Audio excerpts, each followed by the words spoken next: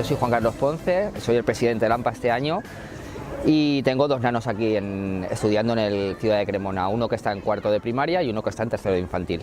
Vicente estuvo mucho tiempo por aquí cuando nosotros empezamos la lucha y la verdad es que lo que prometió lo cumplió. Nos dijo que abrirían las líneas, volverían a abrir las líneas en el Cremona y es cierto, las volvió a abrir.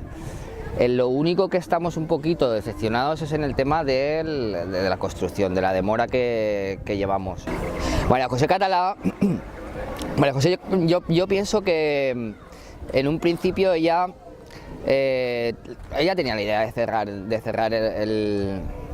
los barracones y nosotros, como fuimos un poco los que estuvimos ahí, venga a darles y venga a darle y venga a darle, al final creo que se empecinó un poco con nosotros y la verdad es que ha hecho mucho mal al Ciudad de Cremona. Pero es que yo he ido 1000 veces a Consellería a pedir una cita con ella y nunca, jamás se ha reunido con nosotros, jamás. Se reunió una vez con el presidente del que era el presidente del AMPA y la directora y no sacaron nada claro, o sea, no había por dónde cogerlos y nunca nos han hecho caso. Sin embargo, es lo que estábamos hablando de Vicente Marsá, por ejemplo.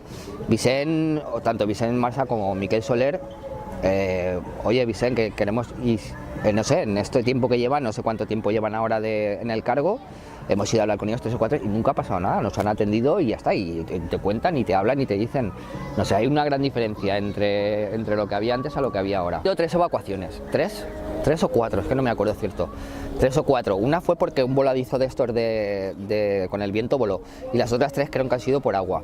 Y sí que es verdad, pero era porque, ya te digo, cuando no estaba la doble cubierta y al no estar, sí que entraba un montón de agua, los pasillos eran charcos, los nanos, era imposible. Más que nada también por seguridad, por lo que te digo, porque salía el agua por los chufes.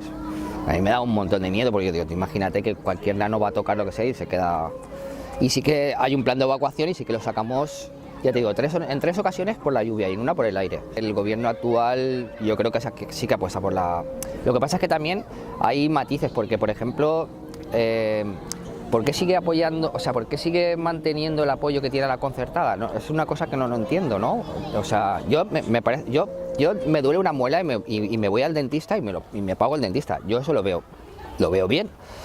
Pero ¿por qué tengo que pagar con mi dinero el tema de la concertada? ¿Tú quieres llevar a tu hijo a un colegio público, a un colegio privado? Lo llevas, perfecto, pagas lo que tengas que pagar y ya está, pero no medias tintas.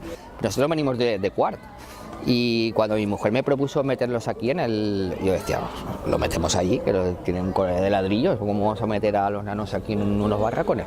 No, que tal, que no sé qué, que el proyecto educativo que tiene, que es muy bueno, que en casi son 8 años y pico que llevan de barracones. Tú calcula, o sea, es un dineral, es un negocio y por eso no quieren, o sea, hay alguien que no le sale rentable de que se quiten los barracones y ya está. Imagínate si se podrían haber hecho colegios con todo el dinero que se han gastado en 8 años y pico.